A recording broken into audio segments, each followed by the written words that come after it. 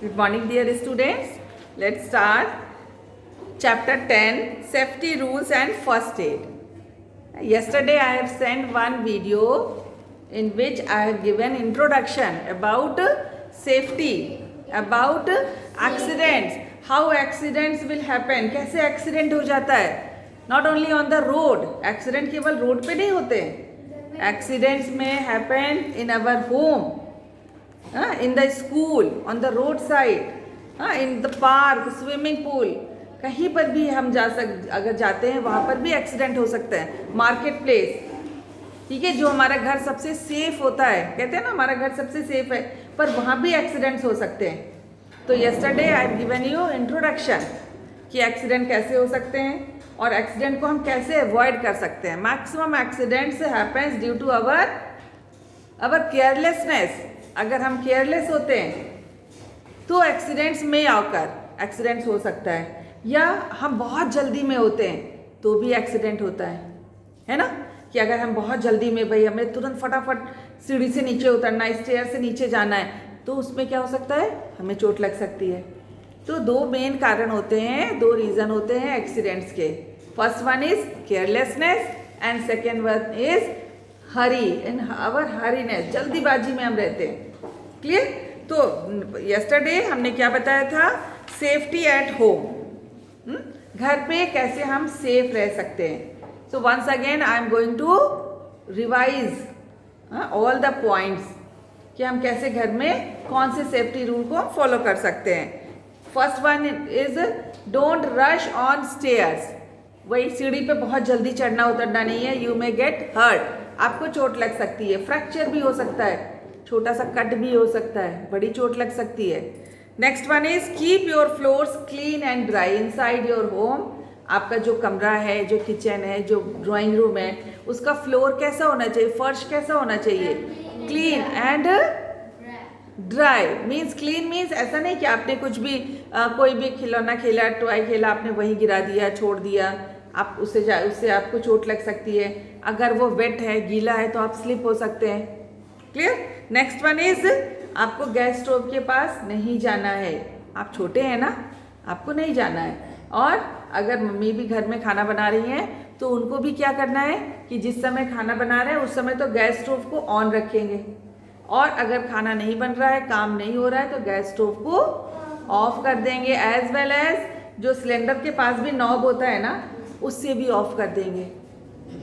ये बहुत बड़ा सेफ्टी हैबिट होना चाहिए इनसाइड द किचन कि जब यूज़ नहीं है तो हम गैस जो सिलेंडर है ना, उस पर एक नॉब होता है ना, उसको हम ऑफ कर दें, जिससे कोई भी किसी भी तरीके अगर गैस में कोई लीकेज भी है तो वो ना हो. स्पेशली एट द नाइट, रात में तो सब सो जाते हैं, अगर उसमें से गैस लीक कर रही है तो बड़ा एक्सीडेंट हो सकता है ना. तो आप अपने घर में इस चीज़ को देखिए. अगर ये फॉलो होता है देन वेल एंड गुड. अगर नहीं होता है तो आप मम्मी को बोलेंगे कि आप ऐसा करके सोइए.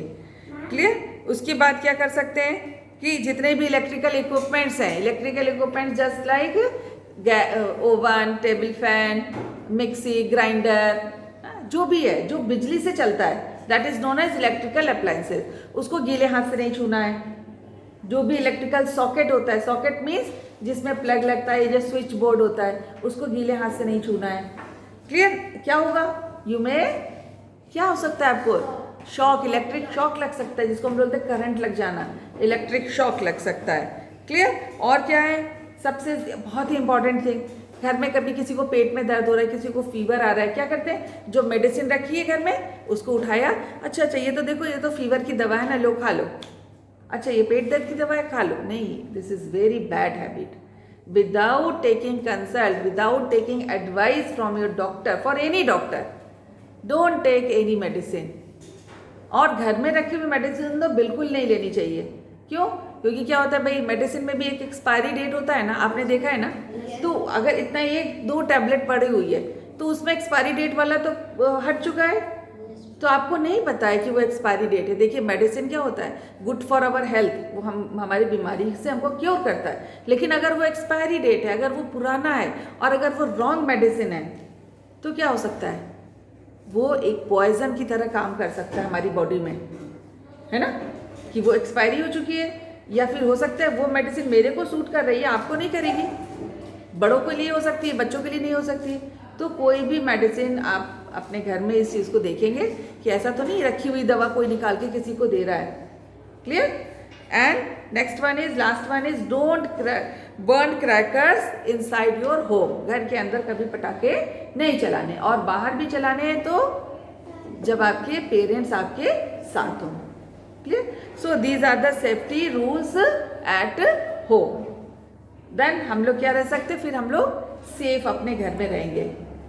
Now next one is safety on road. Road पे क्या क्या सेफ्टी का ध्यान रखना है? Road accidents are very common, especially on the busy roads of towns. Every day many people are killed and many more are injured seriously because they do not follow the safety rules on the road. तो safety rules road के लिए भी है। कौन सा होता है जो सब बच्चों को भी पता है? फर्स्ट वन इज, हाँ, जब भी हम पैदल चल रहे हैं तो किधर चलना चाहिए? फुटपाथ पे चलना चाहिए, है ना। और अगर रोड को क्रॉस करना है तो जेब्रा क्रॉसिंग, और अगर जेब्रा क्रॉसिंग नहीं तो क्या हम क्रॉस नहीं करेंगे? ये बताइए, जेब्रा क्रॉसिंग नहीं होगा तो नहीं तो हम कैसे क्रॉस करेंगे? फर्स्ट यू सी, किधर देखेंगे? बिल्कुल, first you look at your left, then right and again left and then cross the road. ठीक है? So here are some given some of the road safety rules which must be followed by each and every one of us. सबको ये safety rule on the road आप सबको ये follow करना है।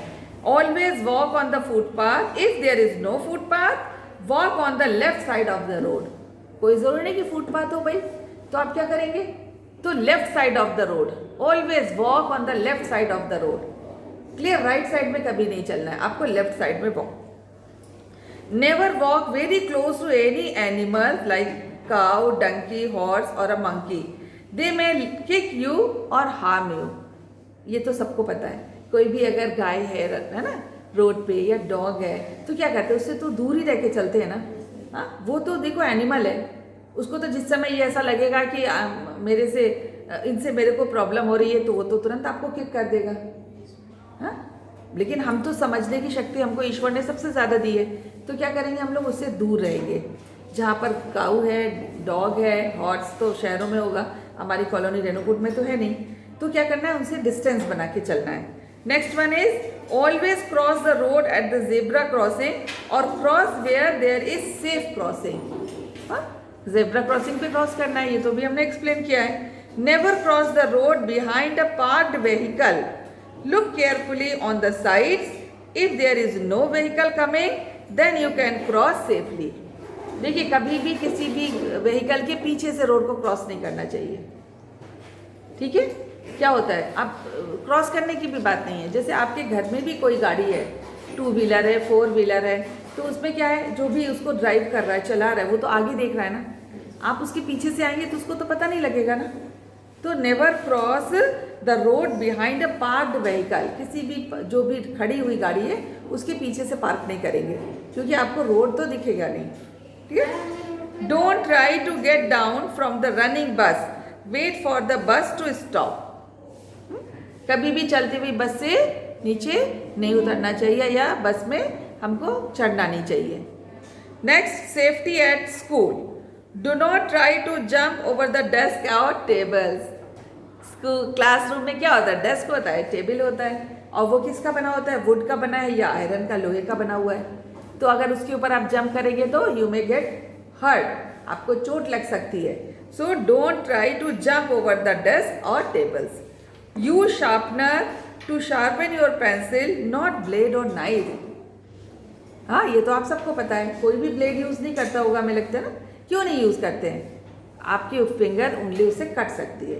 तो for sharpening your pencil use a sharpener और cutter. Do not push और क्राउड अराउंड while एंटरिंग और leaving the classroom, you may fall and get hurt. आपके हमारे स्कूल में तो ऐसा कभी नहीं होता है कि एक साथ सब बाहर जाते हैं।